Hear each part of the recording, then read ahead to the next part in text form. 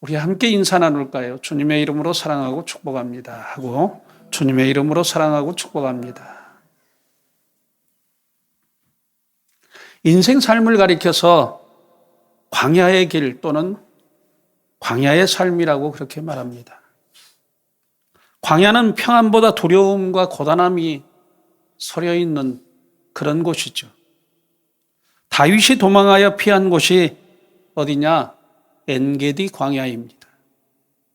다윗은 사울왕의 위협을 피해 곳곳으로 도망하다가 마침내 엔게디 광야로 피하여 숨습니다. 엔게디 광야는 천연 요새로 이루어져 있지만 그곳 역시 다윗의 안전한 피난처는 되지 못합니다. 사울 왕이 다윗을 체포하기 위해서 온 이스라엘에서 택한 자 3,000명의 군사를 이끌고 엔게디 광야 들염소 바위에 이릅니다. 그곳 길가에는 양의 우리가 있는데 거기에 양들이 드나들고 쉬는 한 굴이 있습니다. 다윗과 그 일행이 사울왕의 위협을 피해 지금 그 굴 깊숙이 숨어 있는 그런 상황이 있죠. 그런데 사울왕이 그것도 모르고 다윗을 쫓다가 그 엔게디 광야 굴에 들어와 피곤함을 풀기 위해서 낮잠을 청합니다. 굴 입구에는 사울왕의 호위병들이 지키고 서 있는 상황이고, 사울왕은 굴 안에서 짧은 시간이나마 깊은 잠에 빠져듭니다. 이때 그 굴 깊숙이 숨어 있던 다윗의 일행이 사울왕이 깊이 잠든 것을 보고 다윗을 향해 이렇게 말합니다. 그 말씀이 본문 4절의 말씀입니다. 거기 이렇게 말씀합니다. 우리 같이 함께 읽어볼까요? 시작. 다윗의 사람들이 이르되 보소서, 여호와께서 당신에게 이르시기를 내가 원수를 내 손에 맡기리니 내 생각에 좋은 대로 그에게 행하라 하시더니 이것이 그날이니이다 하니 다윗이 일어나서 사울의 겉옷자락을 가만히 베니라. 무슨 말씀입니까?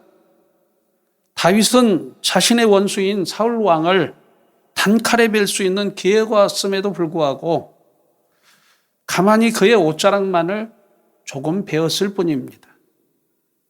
그리고 난 후에 다윗은 사울 왕의 옷자락을 조금 벤 것 자체까지도 마음에 찔려 자기와 함께한 자들에게 이렇게 말합니다. 그 말씀이 본문 6절부터 7절의 말씀이죠. 우리 함께 말씀을 같이 한번 읽어보겠습니다. 시작. 자기 사람들에게 이르시되 내가 손을 들어 여호와의 기름 부음 받은 내 주를 치는 것은 여호와께서 금하시는 것이니 그는 여호와의 기름 부음을 받은 자가 됨이라 하고, 다윗이 이 말로 자기 사람들을 금하여 사울을 해하지 못하게 하니라. 사울이 일어나 굴에서 나가 자기의 길을 가니라. 다윗이 사울 왕을 자신의 칼뿐만 아니라 함께한 자들의 칼로 베지 못하게 한 것입니다. 그 이유는 하나님께서 그를 기름 부어 왕으로 세우셨기 때문이라는 그런 말씀이죠. 그리고 곧 사울 왕이 잠에서 깨어 굴에 나가 자기의 길을 갔다고 그렇게 말씀합니다. 여기까지가 오늘 우리가 살펴본 짤막한 본문 말씀의 내용입니다.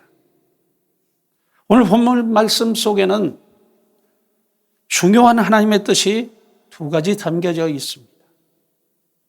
그 중요한 하나님의 뜻과 섭리가 무엇일까요? 첫째로 우리의 삶이 바로 엔게디 광야와 같은 그런 삶이라는 말씀입니다. 다윗은 삶 가운데서 고난을 당합니다. 그런데 그 고난은 다윗의 잘못으로 인한 고난당함이 아닙니다. 하나님의 영광을 위하여 당하는 핍박과 환난이죠. 엄밀히 말해서 다윗이 당하는 이 고난은 그리스도인인 우리가 삶 가운데서 겪는 고난이기도 합니다. 우리는 삶 가운데 종종 그리스도인이라는 단 하나의 이유로 까닭 없이 고난을 당하기도 합니다. 하지만 우리가 세상에서 당하는 핍박과 환난은 결코 삶의 아픔으로만 끝나지 않습니다. 고난 가운데에서 하나님이 우리에게 예비하신 승리와 소망의 길로 우리를 인도하시고 믿음을 한층 우리를 더 성숙시켜 주시는 그런 기회를 가져다 줍니다. 그러므로 우리가 환난을 당하나 담대할 이유가 거기 있는 것이죠. 다윗이 사울 왕의 위협을 피해 도망하여 이른 곳이 어디냐? 그곳이 바로 엔게디 광야라고 했습니다. 엔게디 광야는 어떤 곳이냐? 그곳은 천연 요새로 이루어진 곳입니다. 요새는 군사적 용어인데 안전한 피난처로서 전략적 방어 시설이 구축되어 있는 곳이라는 그런 뜻이죠. 엔게디 광야가 천연 요새로 이루어져 있지만 그것 또한 영구히 몸을 숨길 만한 곳은 되지 못합니다. 아무리 천연 요새화된 곳일지라도 다윗을 사울 왕에게 고발하는 그런 사람들이 있어서 항상 긴장하면서 몸을 숨겨야 하는 곳이기도 합니다. 그리스도인의 삶이 그렇습니다. 이 세상이 마치 엔게디 광야와 같아서 그 어느 곳 하나 우리가 안전한 피난처가 되지 못한다라는 것이죠. 악한 마귀 사탄이 우리를 끊임없이 위협하고 도전해 오는 곳이 바로 우리의 삶의 현장이며 엔게디 광야인 것입니다. 우리가 살아가고 있는 이 엔게디 광야는 사실 죽음의 위협과 살기가 도사리고 있는 곳입니다. 여러분, 우리나라의 평균 교통사고 사망자 수는 약 1년에 7,000명 정도가 넘는다고 합니다. 그러니까 한 달에 약 600명 이상이 교통사고로 사망하는 것이죠. 그리고 기타 재해나 사고와 질병과 노환으로 사망하는 그런 자들이 통계로 살펴보면 하루에 약 900명 정도가 사망한다고 합니다. 그러면 한 달에 약 2만 7천 명 정도가 사망하는 거죠. 그리고 1년이면 약 32만 4천 명 정도가 목숨을 잃는 것입니다. 우리가 안전하다고 생각하며 살아가는 이 삶의 현장도 결코 안전하지 않다는 것이 분명하며 광야와 같은 곳인 것이 분명합니다. 엔게디 광야의 굴 깊숙이 숨어있는 다윗과 그의 일행이 얼마나 초조하고 긴장되었을까요? 다윗과 그의 일행이 숨어있는 그 굴로 사울 왕이 들어와서 동굴벽에 몸을 기대어 잠시 잠을 청합니다. 또 동굴 입구와 밖에는 다윗을 체포하러 온 약 3천 명의 무장병력이 경호하며 대기 상태에 있는 것이죠. 자칫 다윗의 일행 중 단 한 사람이라도 헛기침이나 재채기라도 할 경우 그들은 발각되어져서 죽음을 면치 못한 그런 상황이 벌어질 것입니다. 그들은 그 굴 속에서 숨소리 하나 제대로 내지 못한 초긴장 상태에 처해 있던 것이 분명합니다. 그리스도인들이 이 엔게디 광야와 같은 세상에서 당하는 핍박과 환난은 참으로 두렵고 무서운 것입니다. 요즘 이슬람 국가에서 자행되고 있는 그리스도인을 향한 박해는 차마 입으로 표현하기조차 끔찍할 정도입니다. 특히 테러 집단인 알카에다와 아프간 탈레반 세력들이 저지르고 있는 그리스도인을 상대로 한 무자비한 폭력과 살육 등이 그것들입니다. 어디 그뿐입니까? 북한 김정은 우상 정권이 집권하고 있는 그것 또한 예외는 아닙니다. 그리스도인들이 온갖 환난과 박해를 피해 지하에 숨어서 하나님을 향해 예배드린다고 합니다. 만일 발각이 되면 탈출이 불가능한 강제 수용소로 끌려가고 총살을 당하는 끔찍한 일이 벌어진다고 합니다. 그래서 우리는 전 세계 도처에서 일어나고 있는 그리스도인을 향한 핍박과 환난, 이 상황을 놓고 우리는 기도해야 합니다. 엔게디 광야가 그처럼 죽음의 위협과 살기가 도사리고 있는 곳이지만 그곳은 완전한 승리의 소망의 기회가 있는 곳이기도 합니다. 예수님은 요한복음 16장 33절에 우리를 향해 이렇게 말씀합니다. 우리 같이 함께 읽어볼까요? 시작. 이것을 너희에게 이르는 것은 너희로 내 안에서 평안을 누리게 하려 함이라. 세상에서 너희가 환난을 당하라 담대하라. 내가 세상을 이겼노라. 정말 이때 그리스도인에게 필요한 것은 이 엔게디의 광야와 같은 세상에서 믿음의 담대함을 가지고 인내함으로 승리하는 삶일 것입니다. 저는 간절히 바라고 소망합니다. 우리 사랑이 넘치는 교회 성도들은 이 엔게디 광야와 같은 세상에서 절망하거나 낙심하지 아니하고 오직 담대한 믿음을 가지고 인내함으로 우리의 참 소망이시며 승리의 주 되신 예수님만 바라보고 나가는 그런 성도들이 되시기를 예수님의 이름으로 축복합니다. 오늘 본문 말씀이 담고 있는 하나님의 뜻과 섭리는 무엇일까요? 둘째로 하나님의 주권을 높이는 삶이 되어야 한다는 그런 말씀입니다. 다윗은 엔게디 광야의 굴 속에서 자신의 원수인 사울 왕을 처단할 수 있는 철호의 기회가 찾아옵니다. 하지만 그는 그 철호의 기회를 무의로 돌려버리고 말죠. 그 이유는 단 하나입니다. 하나님께서 기름 부어 왕으로 세우신 자를 자신의 칼로 차마 뵐 수 없다는 것이 그 이유입니다. 우리는 여기서 무엇을 깨닫습니까? 다윗이 절체절명의 위기의 순간에서도 먼저 하나님의 주권을 높이며 존중하고 있음을 우리는 보게 됩니다. 사실 다윗이 자신의 원수인 사울 왕을 단칼에 베어버릴 수도 있는 그런 명분이 충분히 있습니다. 오늘 본문 4절의 말씀에서 우리는 그것을 발견할 수 있습니다. 본문 4절의 말씀을 다시 한번 읽어볼까요? 한번 같이 읽어보겠습니다. 시작. 다윗의 사람들이 이르되 보소서 여호와께서 당신에게 이르시기를 내가 원수를 내 손에 넘기리니 내 생각에 좋은 대로 그에게 행하라 하시더니 이것이 그날이니이다 하니 다윗이 일어나서 사울의 겉옷자락을 가만히 베니라. 다윗은 이미 갓과 같은 선지자의 입을 통해서 그 명분을 충분히 얻었습니다.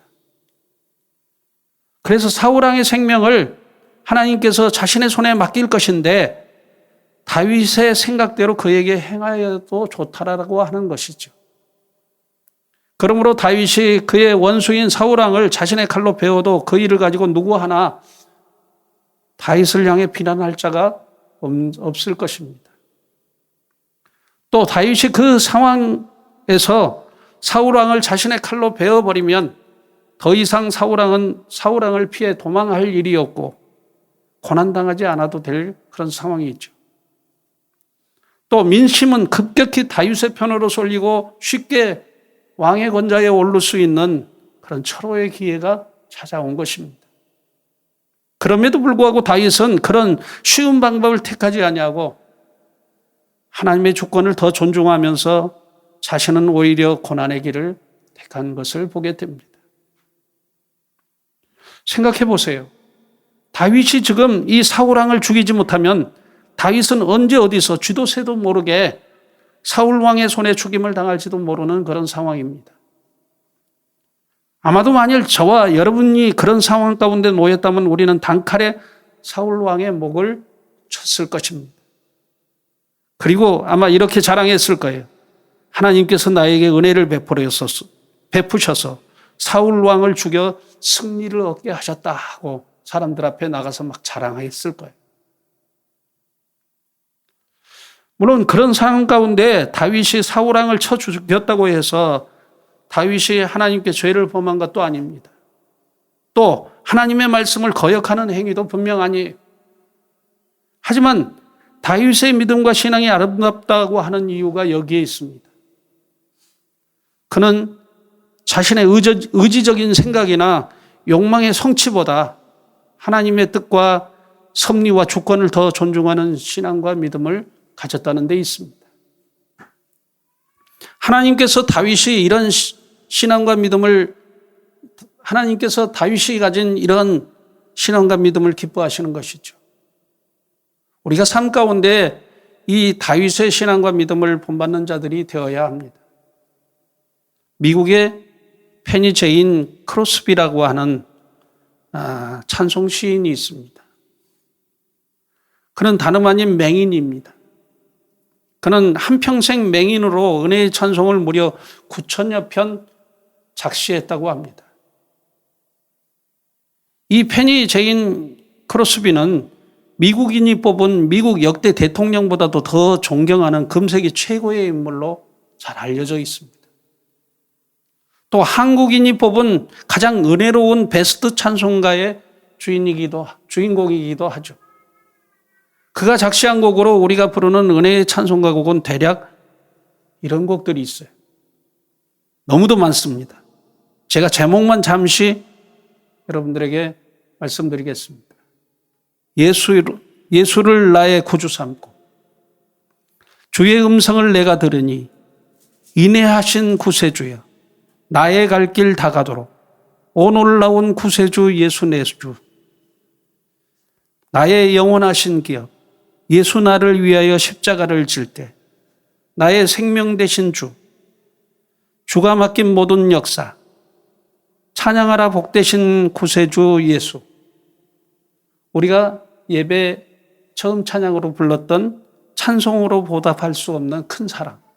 이 곡도 바로 이 제인 크로스비가 작곡한 것이죠. 이 페니 제인 크로스비는 1820년 3월 24일 미국의 뉴욕주의 작은 마을 푸트남에서 태어났어요. 그런데 그 마을 돌팔이 의사의 실수로 인해서 생후 6주부터 맹인이 되어서 95세까지 평생을 맹인으로 살아야만 했습니다. 그녀가 노인이 되었을 때 한 기자가 인터뷰를 요청했고 그는 그녀에게 이런 질문을 했다고 합니다. 페니 여사님, 하나님께서 당신을 만일 이 세상에 다시 태어나게 하시고 단 한 가지의 소원을 들어주신다면 무엇을 구하겠습니까? 그녀는 이 질문에 이렇게 대답했다고 합니다. 단 한 가지의 소원이라면 저는 다시 맹인으로 태어나게 해달라고 기도할 것입니다. 그 이유는 저는 이 두 눈으로 제가 가장 사랑하는 주님 얼굴을 제일 처음 보기 원하기 때문이죠. 저는 하나님께서 저를 맹인으로 살게 하신 이유가 있다고 분명히 믿고 평생을 하나님께 감사드렸습니다 하고 대답했다고 합니다. 그녀의 생애에 있어서 단 한 번도 밝은 세상을 두 눈으로 보지 못했고 한평생 맹인으로 그 어두운 가운데에서 산 것입니다. 그런데 만일 하나님께서 세상에 다시 태어나게 하시고 단 한 가지의 소원을 들어주신다고 하면 그럴 때 구하라고 한 것이 무엇을 구하겠느냐 이렇게 질문을 했는데 그녀는 주저함 없이 다시 맹인으로 태어나게 해달라고 하는 것을 구할 것이다.